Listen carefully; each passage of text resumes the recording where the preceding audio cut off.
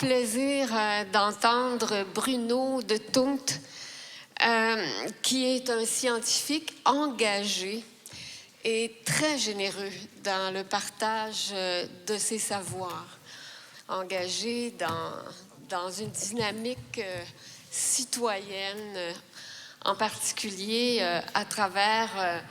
il est membre de citoyens de mobilisation environnement à Ahuntsic-Cartierville et il est au comité de coordination du regroupement Vigilance Hydrocarbures Québec. Bruno de Tongt est professeur à la retraite de l'École polytechnique de Montréal. Il est spécialiste en thermodynamique, combustion et mesures expérimentales. En 1995, il a conçu et mis en place un nouveau cours intitulé « Combustion et pollution atmosphérique ».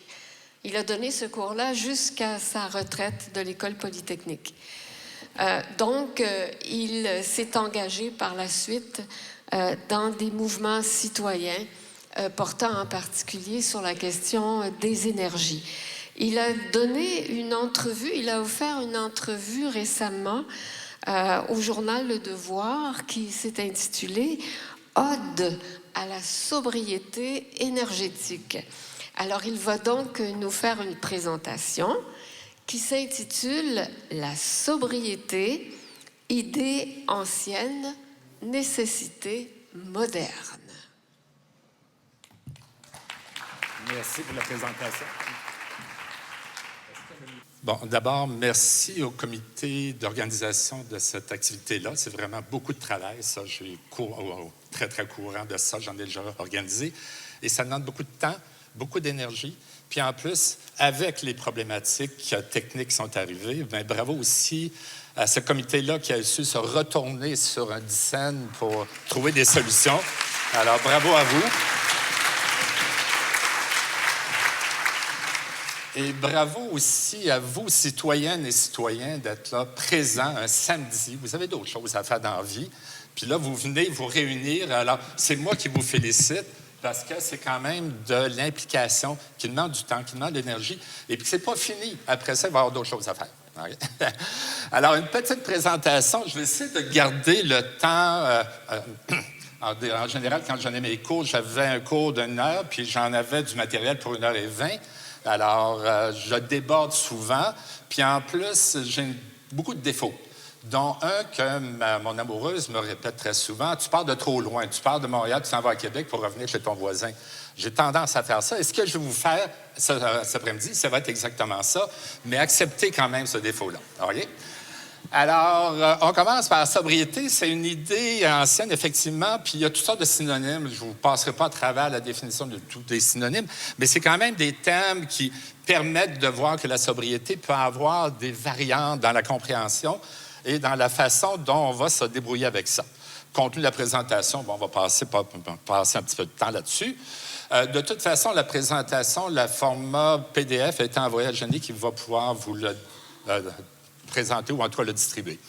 Je commence des fois un peu loin, puis dans ma tête, des fois, il se fait des drôles de liens. J'ai commencé par les voir dans le dictionnaire Larousse, 2 termes, besoin puis désir.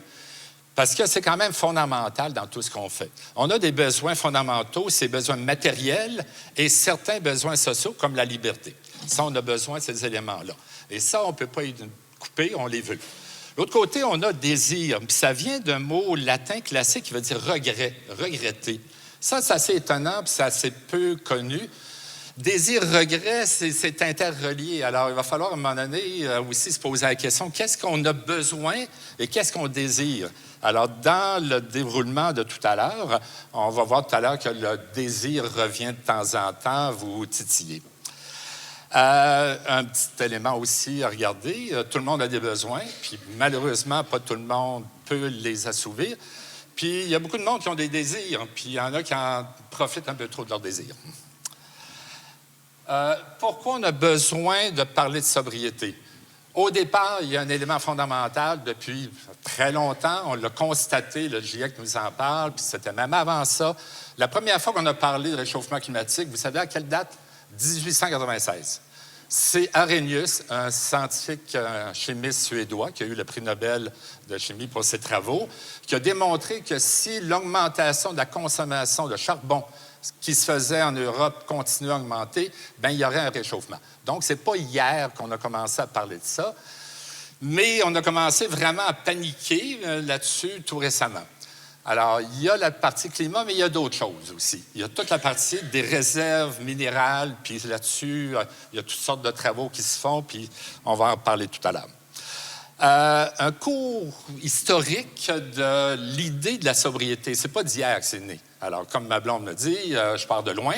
Alors, si on vient il y a 2500 ans, Bouddha avait déjà une idée que le désir pouvait amener des regrets, des problèmes, des angoisses. Et puis, il avait développé une philosophie et une façon de vivre pour essayer de diminuer les souffrances. Donc, on en parlait déjà à l'époque. Lao Tzu, en Chine, aussi, avait parlé du juste milieu, d'un élément qui nous permettait d'être à l'aise dans notre vie sans être toujours à la quête de quelque chose. Il y a Socrate qui a aussi développé des éléments. Et il y a Diogène. Diogène, moi, j'aime beaucoup Diogène. C'est un drôle de coco, là. Diogène, c'est un... Je vais juste y aller tout de suite voir ce qu'il avait fait. Dans la légende, on parle qu'à un moment donné, Alexandre le Grand était venu voir Diogène en lui demandant « Qu'est-ce que je peux faire pour vous? » Bien, Diogène, qui était assis par terre et puis qu'Alexandre était devant lui, il a dit « Tasse-toi de mon soleil. » Hein, c'est assez baveux, mais en même temps, bon, ça définit un petit peu le personnage. Alors, si je reviens en arrière, il y a un élément important, c'est à quoi sert la sobriété vue par les anciens. Il y avait deux éléments. Il y avait donc un élément qui était de faire un lien entre le besoin et le désir, puis essayer de trouver l'élément qui nous permet d'être en santé mentale. Okay? Il y avait donc déjà cet élément-là. Puis le deuxième élément, c'est un élément que j'appellerais politique. Être capable de mettre à distance les pressions des élus, que ce soit ou des élites, que ce soit autrefois. Et maintenant, il y a des pressions qui sont faites. Et là, vous avez des pressions par des gens qui vous arrivent avec des éléments comme une belle éolienne dans votre cour arrière, puis de l'argent de temps en temps qui va tomber dans le gousset. Donc, c'est des pressions. Donc, la sobriété peut permettre de mettre un certain rapport avec ça. Maintenant, au niveau de la sobriété, elle continue à être analysée. Il y a toutes sortes de monde. Alors, nécessairement, vous présenter ça, c'est choisir. Choisir, c'est aussi abandonner ou oublier. Il y a plein de noms qui ont travaillé. Il y a beaucoup de livres sur la sobriété. Mais quelques noms quand même intéressants. David Henry Thoreau, qui est un Américain qui a travaillé beaucoup contre l'esclavage, contre le racisme et qui a passé une année complète dans la nature d'une petite cabane. Il vivait très simplement et qui a eu une influence quand même assez marquée sur beaucoup de monde. Le Club de Rome, qui a sorti son fameux rapport Meadow en 1972. Non, Meadow vient des deux personnes qui étaient les personnes scientifiques principales qui travaillaient au MIT, Dennis et Daniela. Il y a Ivan Illich, qu'on a oublié, qui a écrit un texte en 1973 qui s'appelle « L'énergie et équité ». Il faisait déjà un lien entre l'énergie et l'équité ou la non-équité qui allait s'en venir. Alors, c'est quand même intéressant de voir qu'il y a des penseurs d'autrefois.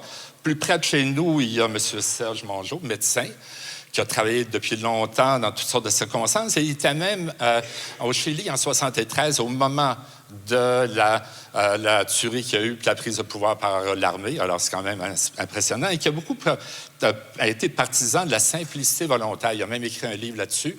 Alors, je pense qu'il se trouve encore en librairie. Plus près de chez nous, aux études commerciales, il y a M. Abraham qui a écrit énormément de choses. C'est un sociologue et économiste qui a travaillé sur la relation qui existe entre ces deux filières-là et qui a écrit un livre qui s'appelle « Guérir le mal de l'infini, produire moins, partager plus et décider ensemble ». C'est de toute façon tout ce que vous faites depuis le début de la journée. Il y a le groupe français Négawatt qui travaille depuis longtemps pour essayer d'analyser les besoins énergétiques et savoir comment diminuer. Une négawatt, ça veut dire des watts non consommés, non produites. Alors, c'est vers ça aussi que la sobriété nous amène. Il y a le Front commun pour la transition énergétique qui regroupe aussi bien tous les syndicats de la province, tous les groupes environnementaux comme Greenpeace, Équiterre, Suzuki et tous les autres, nommez-les, et RVHQ et d'autres, et qui travaillent très fort, continuent à travailler. Il va y avoir des choses qui vont sortir bientôt. Tout récemment, il y a un Français qui s'appelle Timothée Paric, qui a écrit un livre bien intéressant. Je ne l'ai pas lu, mais j'ai lu des extraits, j'ai regardé sur le web des conversations qu'il y a eu. Ça s'appelle « Ralentir ou périr ». C'est un extrait de ce qui est sorti de sa thèse de doctorat, qui avait une thèse de 850 pages que vous pouvez trouver sur le web. Ça vous tente de lire ça, là. Il y a beaucoup de choses à faire pour passer votre temps. Alors, continuons. Sobriété, de où on en est? Bien, si on regarde les 3 éléments, qu'est-ce qu'on voit apparaître? C'est qu'en réalité, j'ai été un peu trop loin, les 3 éléments sont interreliés, c'est-à-dire une espèce de relation morale et de valeur par rapport à soi-même, donc dans la sobriété par rapport au désir, une imperméabilité par rapport aux besoins ou aux contraintes des élites, et effectivement, le dernier élément qui se profile, qui est absolument nécessaire, respecter les limites biophysiques de la Terre et de la planète, qui sont quand même très limitées. Alors maintenant, on va regarder aussi sobriété dans un autre aspect. Alors, comme je parle des fois très loin, c'est encore un autre cas. La sobriété est vécue de façon très, très agréable et très détendue par beaucoup de peuples encore. Quand on regarde, par exemple, des gens qui sont dans des communautés isolées en Amazonie, en Afrique ou en Indonésie, ne veulent pas de notre civilisation. Ils considèrent que notre civilisation n'est pas une civilisation qui les intéresse. Donc, tout ce qu'on a, nous, comme relation de désir puis de volonté matérielle, pour eux, ça ne les intéresse pas. Donc, ça nous remet en question sur, OK, on a des gens qui ne pensent pas comme nous puis qui ne veulent pas les mêmes choses. Et oui, effectivement. Alors, quand on lit un peu les livres sur l'évolution de la pensée anthropologique, tout récemment, on se rend compte que de plus en plus d'anthropologues, comme Philippe Descola, montrent qu'en réalité, la civilisation est imposée dans la plupart des cas et non pas acceptée par le désir d'y adhérer. Alors, c'est une grosse différence entre les deux. Mais il y a aussi la sobriété qui est imposée par la pauvreté. Là, ça devient à ce moment-là une question de privatisation, de privation. Non pas de privatisation, des fois ça va ensemble. Alors, de privation. Alors, la quantité de personnes sur la Terre qui sont pauvres, il y a à peu près 2 milliards qui vivent vraiment des conditions très, très de grande pauvreté et 2 milliards autres qui vivent une semi-pauvreté, c'est pas agréable quand tu as des riches devant toi. Et quand tu veux être riche ou en toi être mieux dans tes conditions de vie et que tu as cette présentation continuelle de rappel, de désir inassouvi et inassouvable, bien, ça devient à ce moment-là une difficulté. Autre élément maintenant, une sobriété dans les sociétés riches. Qu'est-ce qu'on fait? Ça, c'est un élément intéressant parce que ça nous concerne. Il faut apprivoiser le fait de... La sobriété, c'est pas un manque. Ça peut être d'autres choses. Il faut enlever l'élément de peur dans la sobriété. Très souvent, on dit « on ne veut pas revenir à la calèche ». Non, on ne reviendra pas à la calèche. On peut être sobre sans avoir de calèche. Moi, j'ai un vélo, je n'ai pas d'auto, mais je n'ai pas de calèche. Alors, je vous conseille le vélo, d'ailleurs. Une affaire encore qui va complètement à l'envers. Ma blonde a regardé ça, mon diaporama, elle dit « Pourquoi tu fais ça? » Hormones. Hein, pourquoi? Juste rappeler 2 éléments entre la dopamine et puis la sérotonine. La publicité, elle fait quoi? Elle joue sur votre dopamine, qui est l'hormone du plaisir immédiat. Alors, un petit clin d'œil au niveau biologique. Maintenant, tout à l'heure, j'ai dit un élément important, une date importante, 72, c'est la publication du rapport Meadows. Ce rapport Meadows-là a été vraiment, dès qu'il est sorti, c'était des chercheurs du MIT. Hein. Il ne faut pas oublier que c'était des gens qui n'avaient pas d'idée écologique. C'est des gens qui étaient des experts en dynamique des systèmes, des mathématiciens et informaticiens. Ils ont développé un système informatique pour analyser le monde tel qu'il est, avec des tendances après ça en termes des flux. Qu'est-ce qui rentre, qu'est-ce qui sort? Rien que ça. Ils se sont rendus compte qu'à un moment donné, ça n'avait pas de maudit bon sens. On en sortait plus qu'on va en rentrer, puis il va en manquer parce que la Terre a des limites. Donc, ils ont sorti un rapport qui a été décrié pendant 5 ans, qui a été analysé par les économistes et naturellement, les économistes. Est-ce qu'il y a des économistes en salle ici? J'espère que non. Non? OK. Je peux dire une belle niaiserie, une affaire que j'aime beaucoup, écrit par un économiste d'ailleurs. Il s'appelle Kenneth Boulding, qui est un économiste et philosophe et puis mystique un petit peu de ses côtés, qui avait écrit « Celui qui croit que la croissance peut être infinie dans un monde fini est soit un fou, soit un économiste ». Alors, c'est quand même, ça porte à conséquence au niveau des économistes et ça n'a pas tellement changé. À part Yves-Marie Abraham et quelques économistes qui sont non classiques, la plupart continuent à nous parler d'affaires comme le PIB. On en reviendra. Alors, la sobriété, c'est peut-être quelque chose qui permet d'avoir une relation, au lieu de tomber dans une espèce d'effondrement civilisationnel complet, faire une descente douce. C'est vers ça que la sobriété va vous tendre la main. Okay? Maintenant, peut-être une différence entre deux mots qu'on retrouve souvent, efficacité énergétique et sobriété. Ces deux mots qui sont en réalité très proches dans leur fonction et dans leur action, alors vers où on s'en va.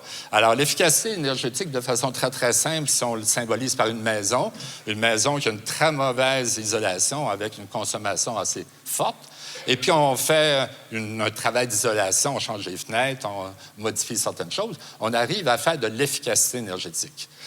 Sobriété énergétique, c'est d'autres choses. C'est lorsqu'on passe d'un mode à l'autre. Si, par exemple, on est des habitués du Hummer électrique, alors moi, j'ai été chercher sur son site, c'est 0,4 kWh par kilomètre parcouru. C'est énorme. Okay? Et la Tesla, c'est à peu près 0,2. Mais le métro, c'est 0,07. Puis une autre différence importante, c'est qu'un Hummer va durer 10 ans. Au bout de 10 ans, on déconstruit, on élimine, il y a des batteries, il y a toutes sortes de problèmes. Un métro, ça va rouler pendant 50 ans. Le métro de Montréal, les plus vieilles rames ont à peu près 50 ans. Ils vont avoir des millions de kilomètres dans le cas. Donc, il n'y a pas besoin de reconstruire continuellement du matériel pour rouler. Alors ça, c'est un autre avantage aussi, et c'est un bien collectif, naturellement, jusqu'à présent, en tout cas. Croissance de la population, ça fait partie naturellement des choses qui sont des contraintes qu'il faut vivre avec, puis accepter, puis dire que oui, le Québec a quand même eu son baby boom. Je suis un membre du baby boom. Quand je suis né en 51, il y avait 3 milliards de population sur la Terre. Okay? On est à 8 milliards maintenant, donc plus du double, on s'en va vers le triple pendant ma simple vie. Alors ça, c'est vraiment énorme comme condition de vie sur l'ensemble de la planète qu'on doit partager. Un autre élément important, c'est la consommation mondiale d'énergie primaire par personne et par année, ou mondiale totale. Quand on dit primaire, c'est de l'énergie qui est donnée par la nature. Okay? Ce n'est pas de l'énergie transformée. Le courant électrique, c'est une énergie secondaire, l'hydrogène aussi. On voit que c'est une croissance continuelle. C'est vrai qu'il y a une partie de la croissance qui vient du fait que la population a augmenté, mais aussi, quand on regarde la croissance par personne, elle a continué à augmenter, sauf pendant une petite période où elle a été à peu près stable, mais elle a continué à augmenter. Il y a eu une petite baisse à cause de COVID. Est-ce qu'on est mort à cause de cette baisse-là? Non, on est tous encore en santé. Vous êtes en santé, oui. En tout cas, il y a des gens qui toussent. Il y a un autre élément qu'il faut considérer aussi, c'est la consommation d'énergie moyenne par habitant par pays. Quand on regarde différents pays, comment ils consomment, quelles sont les quantités, on voit d'abord que les consommations maximum, on voit l'Islande. Pourquoi l'Islande en haut complètement? Bien, c'est simple. C'est qu'ils ont une énergie gratuite. La géothermie, ils ont des volcans. Moi, je ne voudrais pas nécessairement vivre là s'il y a une éruption bien importante, mais c'est quand même une énergie très, très facile à obtenir. Et ils ont quand même des conditions particulièrement rudes. Est-ce qu'il y en a qui ont été en Islande déjà? Non? Oui? OK. Ça a l'air d'être très beau, en tout cas, hein? Chanceux. Mais pour le reste, quand vous regardez les autres pays, la plupart, c'est des pays producteurs de pétrole. Et le Canada fait partie de ces producteurs-là. Et pour extraire du pétrole, il faut mettre de l'énergie. Ça demande beaucoup d'énergie pour en extraire. Je ne parlerai pas du Canada puis de cette extraction de pétrole. Là, je vais commencer à sacrer. Non, c'est pas drôle. Vous aussi, vous sacreriez? OK, on est deux. OK. Emprunt des activités humaines sur la planète. Il y a eu des travaux qui ont été faits. Là, les références sont données de façon régulière. Donc, vous avez une référence pour savoir d'où ça vient. Je n'ai pas menti, c'est pas moi qui ai créé ça. C'est des instituts très, très patentés qui regardent un peu quel est l'impact sur la planète de notre consommation. Et après ça, par pays, on voit quand même qu'on voit les États-Unis très, très haut. Là. Ils demanderaient 5 planètes et demie à peu près pour avoir une bonne condition de vie. Et le Canada, c'est à peu près la même affaire. Donc, on est quand même très exigeant, okay? Globalement, puis au niveau de l'ensemble. Un élément qui vient du dernier rapport du GIEC. Le GIEC qui publie des rapports tous les 6-7 ans. Dans son dernier rapport, il a fait un travail très, très grand, très important, sur essayer de faire le lien entre deux choses. Entre la quantité de CO2 produit par le pays globalement et la quantité ou le bien-être de la population défini par certains indices. Et pour être capable de rendre la vie agréable à tout le monde, il faudrait que la cible soit à peu près de 2 tonnes par personne de CO2 émis équivalent par année, ce qui est très, très loin de ce qu'on a actuellement. Le Québec, on est à peu près à 12, le reste du Canada à peu près à 20, puis si on regarde plus haut encore, on aurait le Koweït qui doit être à 25, en tout cas. On est loin de là, puis il y a des pays qui sont très, très proches. C'est les pays les plus pauvres, naturellement, qui vont consommer le moins et mettre donc le moins. Un exemple que j'ai créé, que j'ai fait, un petit calcul là, pour m'amuser. Oui, je m'amuse des fois comme ça à faire des calculs inutiles. Vous pouvez regarder ça sur... Je ne vais pas le détailler, mais juste pour montrer l'impact de l'automobile. Le nombre d'autos. Puis ça, les chiffres viennent de la Banque mondiale pour le nombre d'autos. Là. Alors, en 1950, 3 milliards d'habitants, 50 millions d'autos. Okay, en 2022, 8 milliards d'habitants, 1,5 ou 1,5 milliard d'autos. Et la Banque mondiale nous prévoit, en tout cas, dit que possiblement en 2050, il y aurait 2,5 milliards d'autos. De la misère à me rendre là, moi, je pense qu'on va arrêter avant. Le problème là-dedans, on dit, les batteries, on a avalé de la batterie. Là. Okay?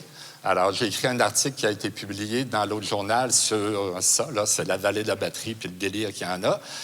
Les batteries, d'abord, c'est même pas pour ici. Ils vont être exportés à l'extérieur pour être implantés dans des autos qui vont être construites aux États-Unis ou en Ontario. Puis, naturellement, on va les racheter ici. Donc, balance du paiement du Québec, pas nécessairement très bonne là-dedans. Mais prenons pas les batteries, c'est trop simple. Okay? Prenons une auto, ça prend à peu près 1 tonne d'acier pour une auto standard. Puis là, je ne parle pas des gros VUS. Hein. 1 tonne d'acier, actuellement, pour produire l'acier, ça demande du charbon pour enlever l'oxygène du fer, c'est de la rouille. Ça produit 1 tonne de CO2. Si maintenant on dit on va tout passer ça à l'hydrogène, ce qui est possible, ça commence à être fait, ça demande une quantité d'hydrogène d'à peu près de 60 kg d'hydrogène par tonne d'acier produit. Okay? Et qu'on fait le calcul de comment produire l'hydrogène par électrolyse, ben on arrive à une somme pour l'ensemble des véhicules à 420 TWh par année à produire pour les 100 millions de véhicules produits par année. Par année, sur la Terre, il y a 100 millions de véhicules produits. Le plus gros producteur actuellement, c'est la Chine, le deuxième des États-Unis. Okay? Alors, c'est quand même énorme. C'est pour ça que la sobriété a besoin de prendre un pas en arrière pour voir large. Au Québec, on a 5 millions de véhicules, à peu près 5,2. Et pour électrifier l'ensemble du parc automobile, mon petit calcul me donne 27 TWh par année. C'est quand même pas rien, là. Maintenant, le potentiel de l'électrification, encore là, je me suis amusé. Actuellement, Hydro-Québec, ça, c'était les valeurs de 2020. Eu une production de 202 TWh pour la consommation locale, okay, pour nous, là. Pas l'exportation, pour notre consommation. Si on fait l'ensemble des 3 secteurs les plus importants, bâtiments, transport et industrie, il nous faudrait pour rendre ça tout électrique, pour électrifier l'ensemble, donc décarboner, il faudrait à peu près 100 TWh de plus. Donc, on est rendu à 307 TWh. Puis là, il y a une petite affaire que j'avais calculée aussi. Il était question de mettre de l'hydrogène dans les conduites. C'est une aberration, tant qu'à moi, c'est une perte d'énergie. Donc, est-ce qu'on est capable de faire ça d'ici 2050? 2050, c'est pas loin, là. Décembre s'en vient, en janvier, on est en 2024, c'est 26 ans. C'est très, très proche. Donc, on a quand même des contraintes assez énormes. Maintenant, encore là, je retourne sur quelque chose de plus loin. Je ne suis pas parti du Soleil, je suis parti quand même juste de la croûte terrestre. Croûte terrestre, c'est une croûte qui contient beaucoup de matières premières, toutes sortes de matières premières, mais pas en quantité égale, puis pas répartie de façon égale. Il y a un très beau livre qui a été écrit par un chimiste italien qui s'appelle Ugo Bardi, qui s'appelle « Les grands pillages ». Si vous avez l'occasion de tomber dessus, ça vaut la peine. Il en parle beaucoup. Et l'empreinte qu'on calcule, c'est l'empreinte de tout ce qui est renouvelable et tout ce qui n'est pas renouvelable. Okay? Quand on parle d'empreinte écologique des humains, il y a ces 2 facteurs-là qui vont compter. Je ne voudrais pas passer trop de temps là-dessus, mais je voudrais tout de suite aborder l'extraction. Est-ce qu'on peut extraire ce qu'on veut? Non, on va extraire exactement ce qu'il y a dans le sol, puis pas plus. Alors, si on regarde dans le temps, puis mon père a travaillé dans une mine comme mineur en Abitibi en 1952. À l'époque, il y avait une concentration d'à peu près 24 % de cuivre dans le minerai. Maintenant, en Abitibi, il n'y a plus de cuivre. Osisko vient de lancer des études pour commencer à retourner en Gaspésie à la mine de Murdochville. Et là, la concentration est de 0,3. OK? C'est pourcentage. C'est pas beaucoup, ça. Ça veut dire beaucoup plus de matière à brasser, à mettre en mouvement, à briser, beaucoup d'énergie, beaucoup de déchets mis de côté et d'eau aussi. Ça demande beaucoup d'eau, tout ça, pour avoir de moins en moins de cuivre. Puis le cuivre sert à quoi? Le cuivre va servir à toutes les éoliennes pour les génératrices. Les génératrices sont faites avec des aimants super aimants, avec, par exemple, de néodyne à l'intérieur. Et le bobinage électrique, c'est du cuivre. Okay? Le meilleur conducteur. Mais sauf que le cuivre va commencer à manquer et là, les prix vont monter aussi. Donc, on ne peut pas faire nécessairement ce qu'on veut. Alors, quelle quantité de matière première est-il nécessaire d'avoir pour une vie décente? Encore là, c'est une étude intéressante, assez toute nouvelle, en 2023, septembre. C'est un institut allemand qui a fait ça, qui a regardé qu'est-ce que ça prend pour chaque humain pour avoir une vie qui soit agréable, sans retourner à calèche. Ça tombait entre 8 et 14 tonnes par année par personne. Ça comprend toute la matière qu'on a besoin au niveau de nos consommables, c'est-à-dire nourriture, vêtements et restes, et tout ce qui est non consommable qui a une grande durée de vie, c'est-à-dire les routes, les bâtisses, les écoles, des choses comme ça. Alors, dépendant de la température ambiante, dépendant des conditions, donc on avait une certaine plage entre 8 et 14. L'étude faite portant sur le style de vie américain puis allemand, on était à 70 tonnes par personne par année. Donc, on dépasse beaucoup les capacités de renouvellement puis d'être capable de vivre avec les conditions de la Terre. Qui est interpellé par la nécessité de la sobriété? Bien, je marque tout le monde et pour une raison simple, c'est que très souvent, le gouvernement, là, je cible spécifiquement le gouvernement provincial actuel, sans le nommer, vous le reconnaissez. Ce gouvernement-là dit, oui, les gens devraient faire marcher leur lave-vaisselle la nuit. C'est une aberration. C'est pas ça l'intérêt. Là. Alors, c'est pas en faisant marcher le lave-vaisselle la nuit qu'on va vraiment être sobre. La sobriété, ça regarde tout le monde et ça regarde les institutions, les gouvernements, les compagnies privées, ça regarde tout le monde. Il y a une partie de la sobriété qui est systémique. C'est-à-dire, si un gouvernement, par exemple, comme il le fait maintenant, ne veut pas financer le transport collectif, bien, il vient d'enlever un des éléments importants. Ça, c'est systémique dans la sobriété. Sobriété, quand on passe, par exemple, avec des transports collectifs qui soient adaptés, bien faits partout, c'est-à-dire urbain et interurbain, on vient de pouvoir baisser à ce moment-là la consommation énergétique. L'autre côté, les citoyens, oui, on a tous une volonté de le faire, de bien faire, mais c'est quand même, on a nos limites et puis nos habitudes, puis il va falloir, à un moment donné, tranquillement bouger aussi. On ne peut pas être fixe là-dedans. C'est un mouvement qui doit se faire. J'ai mis en bas 2 éléments importants. Pas oublier que l'ensemble de notre vie dépend de 10 km de hauteur. 5 km d'air à partir du sol vers le haut, 5 km vers le bas dans la croûte terrestre, c'est tout. On a un petit espace de vie de 10 km dans lequel on extrait tout. En termes d'agriculture, on en a entendu parler tout à l'heure de façon très intéressante. C'est même moins que ça. Là, on parle entre 0 puis 1 mètre, 2 mètres maximum. Alors, notre vie dépend de très peu de choses. Alors, essayons pas de penser qu'on peut avoir plus que ce que la Terre peut nous donner. On n'ira pas sur la Lune explorer puis ramener des éléments intéressants.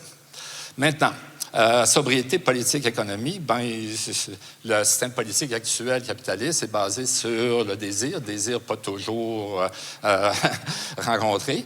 C'est normal, c'est voulu pour ça. La course à la productivité et la consommation, bien, ça érode la solidarité. La solidarité est importante, on a entendu tout à l'heure. Là, vous êtes ici, solidairement, et ça, c'est très beau à voir. La sobriété, c'est le moteur de l'action, puis la décroissance va être le chemin. Ça, c'est un mot que les économistes haïssent, décroissance. Quand on parle de décroissance, tout de suite, qu'est-ce qu'on va faire? Alors, ça va être la panique, mais c'est pas grave, on va quand même survivre, même si les économistes paniquent. Pour les économistes classiques, donc, peur de l'effondrement, le système coopératif pourrait être un système de réponse à ça. Pourquoi? Parce qu'on vient de sortir du côté de la financiarisation de l'ensemble de la société. Actuellement, de plus en plus, tout devient financier, tout devient contrôlé par des gens qui sont dans un côté très, très opaque, où on a contrôle de moins en moins. Et naturellement, la sobriété, ça pourrait permettre de diminuer les injustices sociales et économiques.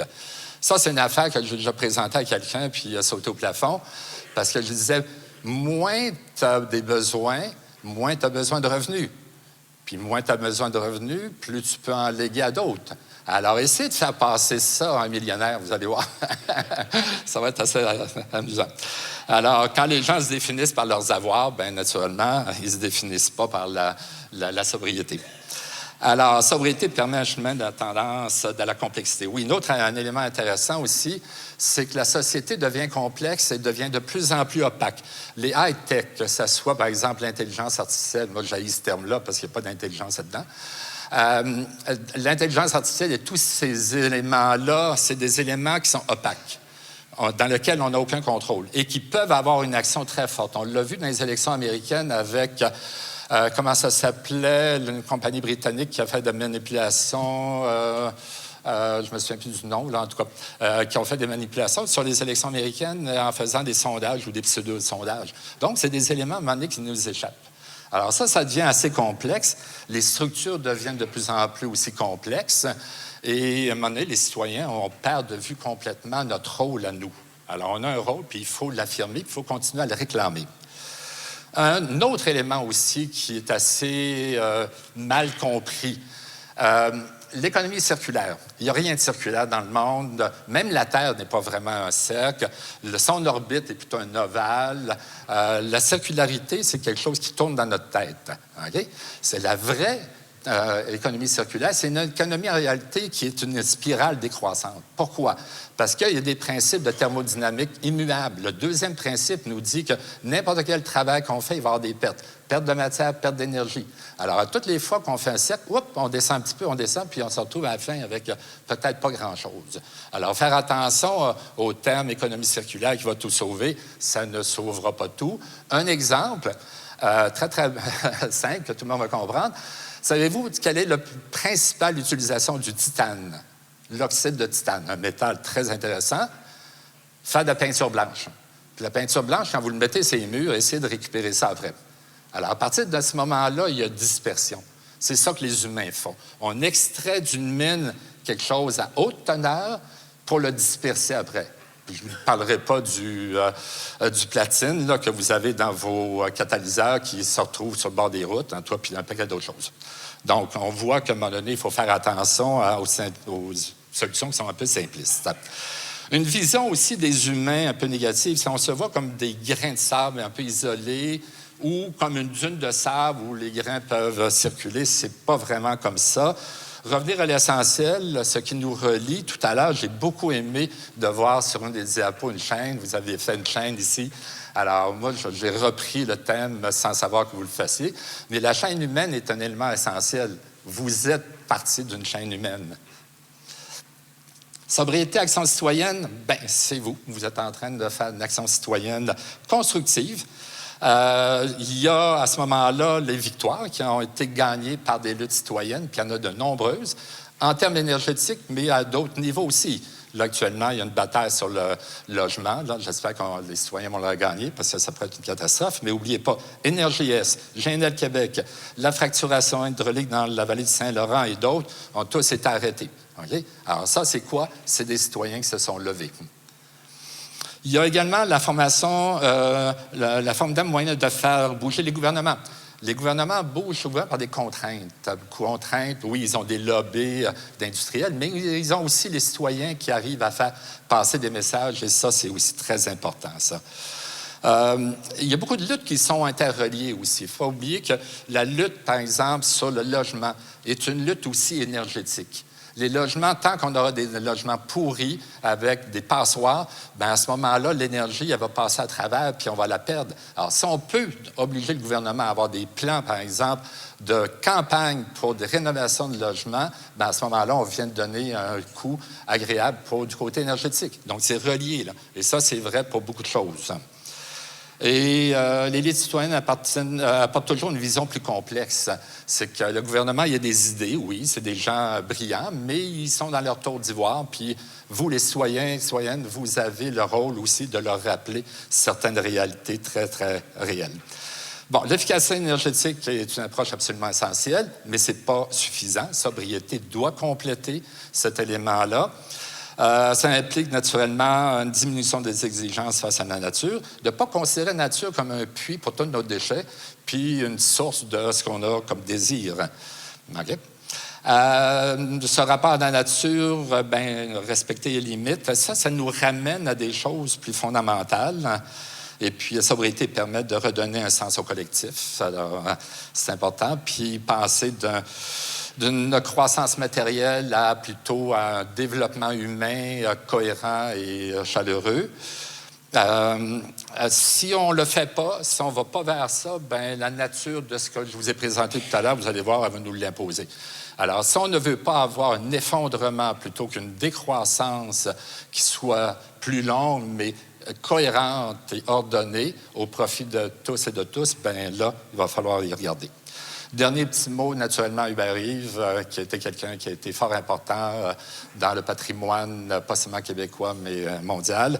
Il disait les humains dépendent de la nature, puis il faut absolument protéger cette nature et cette terre qu'on aime tant.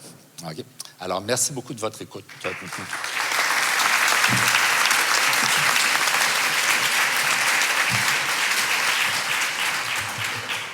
Merci beaucoup, Bruno. Ah oui? Okay. Alors, j'ai bien aimé l'idée de la dune de sable. Tu sais, on nous dit souvent, oui, mais chacun de nos petits gestes quotidiens construisent une dune de sable, mais elle est bien fragile quand arrive la grande vague du développement. Et ce qui donne de la solidité à la dune, c'est le ciment du politique. Alors oui, nos petits gestes, mais le ciment de la dimension politique de nos petits gestes. Alors merci beaucoup. Et puis, on va y aller avec une période de questions pour encore un bon 20 minutes, je pense. Hein? Il n'y a pas la conférence de... Oui, Michael va être un petit peu retardé. J'ai retardé tout le programme en évitant la pause pour qu'on aille au moins presque à cette... Pardon, je recommence.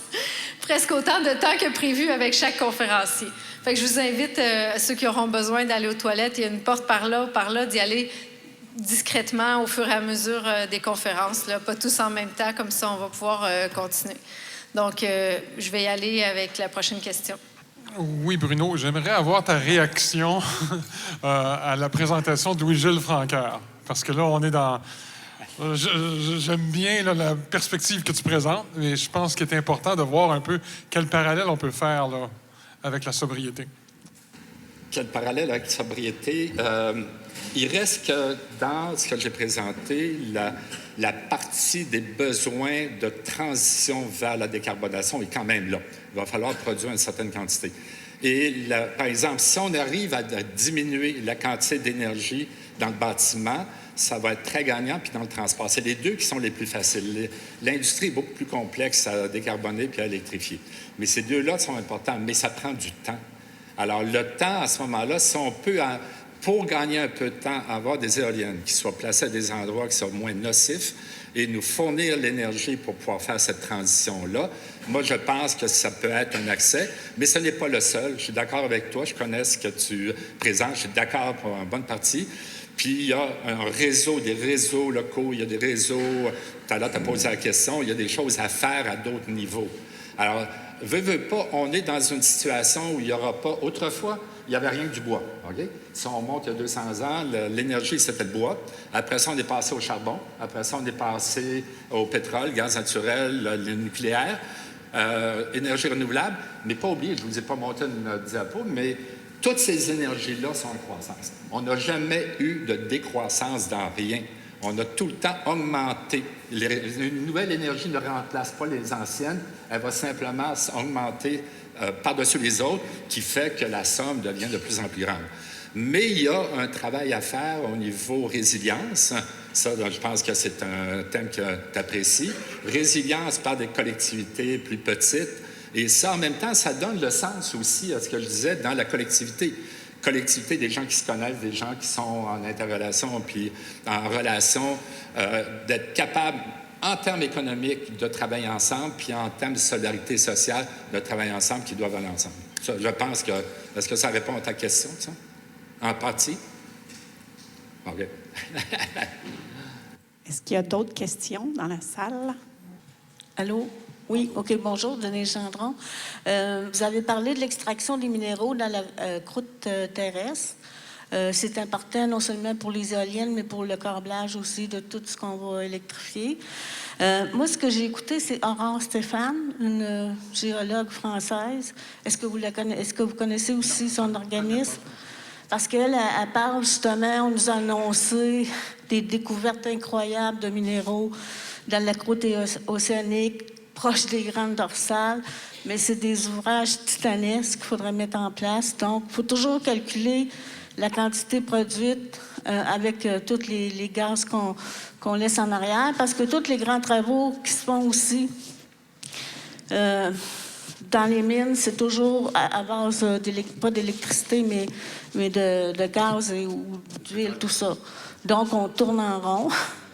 Donc, même si on produit de façon plus écologique, on ne passera pas à côté de la sobriété, hein, je pense. Puis la sobriété, moi, je suis née en 1953. Chez nous, on chauffait au bois. On était plusieurs pour se réchauffer, mais on n'était vraiment pas malheureux.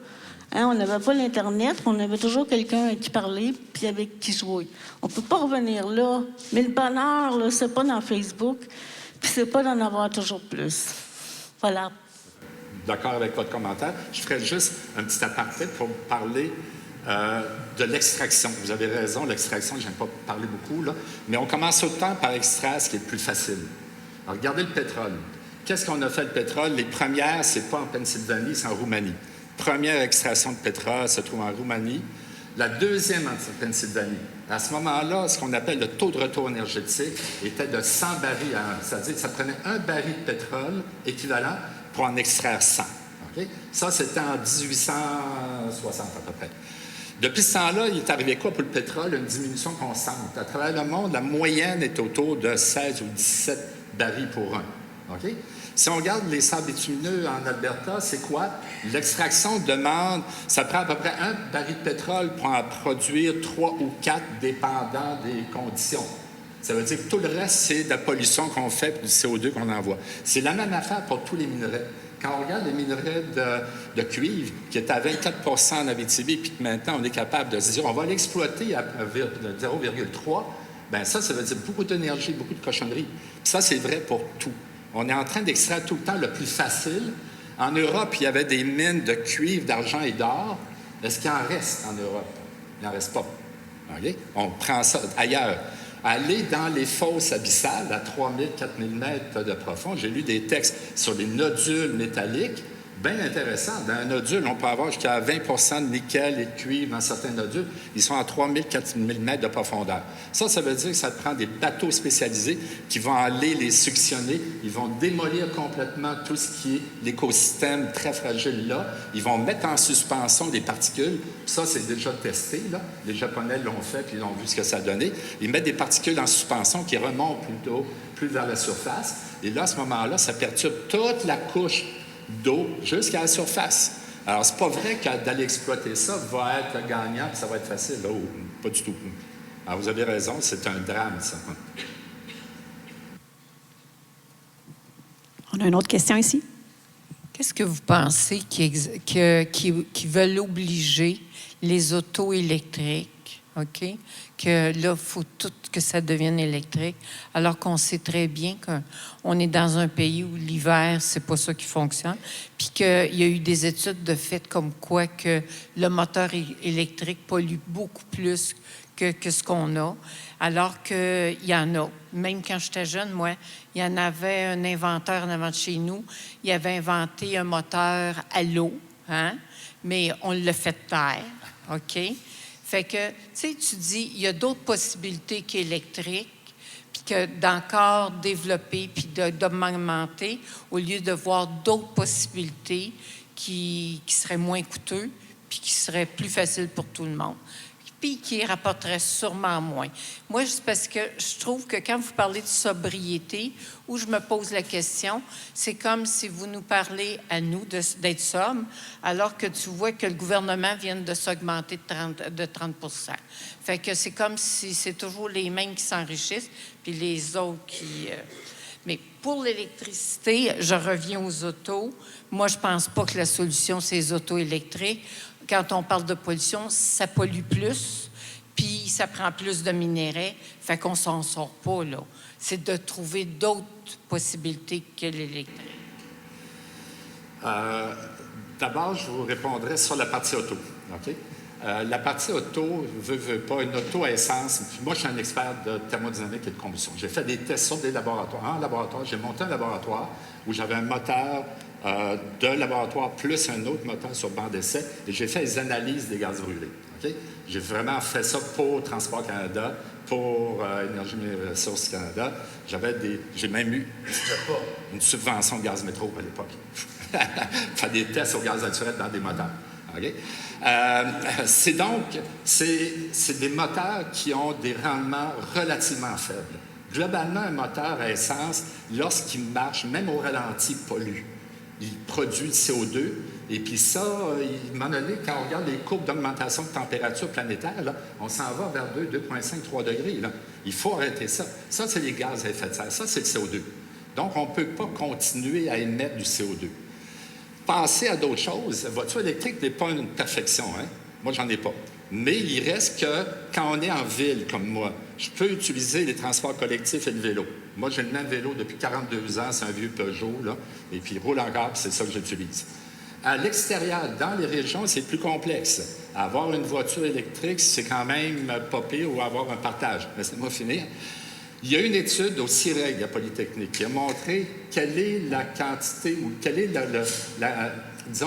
l'impact environnemental d'une voiture électrique par rapport à une voiture à essence, okay? Sur toute l'analyse de cycle de vie.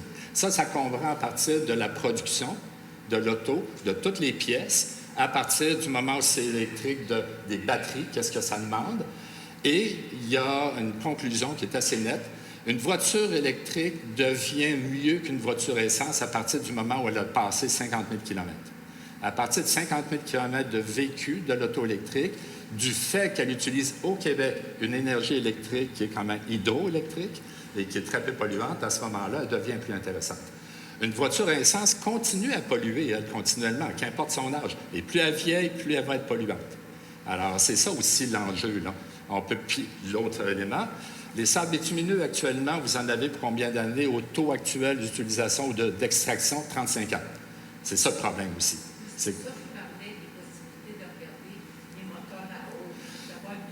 Ça n'existe pas, madame, les moteurs à eau. Moi, on m'en a présenté un moteur à eau à Poly, je l'ai analysé, puis c'est parce qu'il prenait de l'eau, il passait dans un électrolyseur, et puis après ça, il prenait l'hydrogène pour faire passer dans le moteur, mais il ne prenait pas l'énergie de l'électrolyseur pour le mettre dans le bassin, là. Donc, des voitures à eau, je m'excuse, mais l'eau est une énergie qu'on appelle l'énergie ou l'enthalpie de formation, là, trop basse. Tandis que le pétrole a une énergie de formation beaucoup plus haute qui, lors de sa combustion, va donner de l'eau, va donner du CO2 et d'autres choses, mais ça permet à ce moment-là de donner de l'énergie. Mais l'eau ne peut pas donner d'énergie, à moins d'être dissociée, puis ça demande quand même beaucoup d'énergie, malheureusement. On va prendre une autre Ça question. coûte 25 000 pour remplacer un moteur électrique. Fait qu'à ce moment-là, comment vous voyez ça? Bien, il n'y a rien de parfait. Hein? Passer à des voitures électriques, il faudrait d'abord qu'elles soient petites. Alors, j'ai montré l'exemple d'une photo de Hummer. C'est une aberration. Là. Les gros véhicules, ce n'est pas nécessaire, à moins qu'on soit quelqu'un qui en a besoin. Quelqu'un qui travaille sa construction, qui a besoin de transporter du matériel, oui, il a besoin de ça. Mais bien du monde, dans mon quartier, ont des voitures, des gros véhicules à essence ou électrique, et puis ils sont trop gros pour eux. Ils sont seuls ou deux au maximum. Alors, c'est une question aussi de quel est optimalement l'outil qui va répondre à ton besoin. Tu veux faire 1 kilomètre, quel est l'outil qui va être le préférable sur 1 kilomètre donné par personne? Et c'est ça le critère principal. Bonjour. Merci pour votre présentation. Premièrement, un commentaire avant ma question. Une chose que j'aime de la présentation, c'est que ça nous invite à réfléchir à l'usage qu'on fait de l'énergie plutôt que simplement réfléchir en termes de coût-bénéfice. Bon, fait qu'on est obligé, par exemple, pour prendre une métaphore, de se demander si j'ai un bulldozer qui fonctionne à l'énergie solaire, est-ce que c'est quand même utile, si c'est pour détruire un milieu humide, d'avoir cette énergie-là? Moi, je pense que la réponse est non. Fait que j'aime la présentation pour ça. Par ailleurs, je suis tout à fait convaincue que la sobriété, c'est la solution. Ma question est la suivante. Sans sobriété, dans un horizon, disons, de 30 ans, 2050, supposons qu'on demeure en croissance. On peut s'imaginer que le bien commun ou le vécu en société ressemblerait à quoi? Vous me faites une demande de prévision, de prévisionniste, et puis j'en suis pas un. C'est énorme comme question. Au Front commun, je peux vous répondre en tout cas de façon de biais. Au Front commun, il y a un groupe qui travaille, on est plusieurs à travailler là-dedans, dont Éric Pinault, professeur en sociologie à l'Université du Québec à Montréal. Puis un étudiant au doctorat qui travaille là-dessus, à faire des scénarios de décroissance d'ici 2050. Alors, c'est des scénarios qui sont faits pour un domaine donné qui est le Québec. Il y en a d'autres qui ont été faits en Espagne par un groupe, il y en a d'autres qui ont été faits en France par Négawatt. Alors, chaque partie, chaque disons, contexte géographique peut avoir des conditions différentes. Mais on est quand même tous interreliés, là. Ah, ah oui, OK.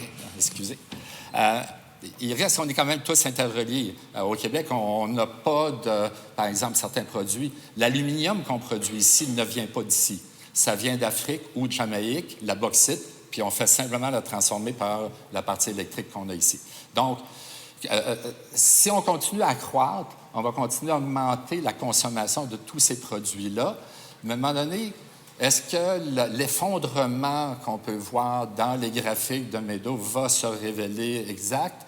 Ou est-ce que simplement ça va être décalé encore un petit peu? Ou est-ce qu'on peut faire une décroissance?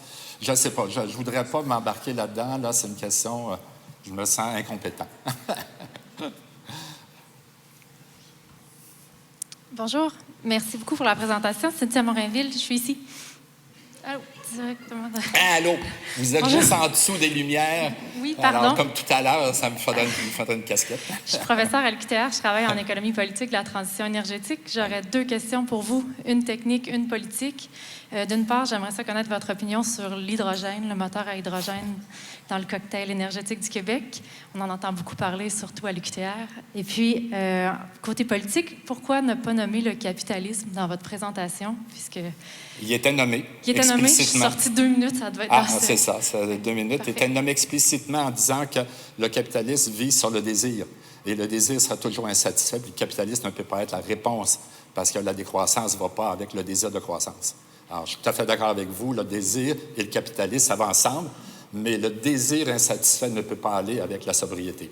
Parfait, on est Ça d'accord. répond à cette question? Oui, exact. Okay. Sur l'hydrogène. L'hydrogène, j'ai écrit un article déjà, puis il y a eu une consultation provinciale sur les nouvelles sources d'énergie, c'est-à-dire l'éthanol venant de bioéthanol venant de l'agriculture et l'hydrogène. J'ai écrit un mémoire sur les deux, séparément. L'hydrogène peut être intéressant pour certaines cibles particulières, des zones particulières, comme par exemple décarboner l'acierie, parce que l'acier, c'est excessivement polluant. Donc, on peut utiliser pour ça. L'hydrogène dans le transport, il y a toutes sortes d'études qui ont été faites, dont une étude allemande intéressante qui montre que l'hydrogène, à partir du moment où on l'a produit, on ne fait que dégrader. Parce qu'à partir du courant électrique, on perd déjà à peu près 20-25 d'énergie juste par l'électrolyse. Okay? Parce qu'on ne parlera pas de l'hydrogène venant du gaz naturel, qui est une aberration. Alors, l'hydrogène venant d'électrolyse, on perd déjà beaucoup d'énergie par l'électrolyse. Après ça, le transport, la compression. Après ça, la mettre dans des véhicules jusqu'à, par exemple, une pile à combustible dans un véhicule. Bien, toute cette chaîne-là fait qu'au bout, on a à peu près 15 de l'énergie électrique de base. Est-ce que c'est ça qu'on veut? Est-ce qu'on peut améliorer tant que ça? Il reste que l'amélioration est quand même limitée. Hein?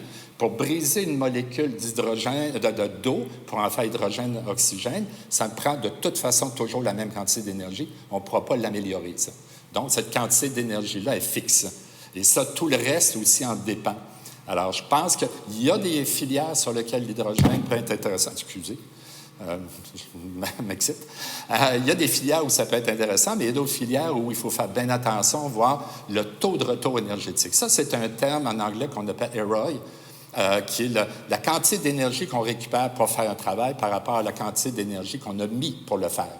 Okay? Alors, dépendant des filières, dépendant de ce qu'on fait, pour déplacer un camion, c'est de l'énergie qu'on doit y mettre, mais ça a pris combien d'énergie pour le déplacer sur 1 kilomètre? Ça, c'est intéressant à vérifier. Je ne peux pas vous donner de valeur là-dessus. Ça va? Merci beaucoup, Bruno. C'est très, très éclairant. Oui.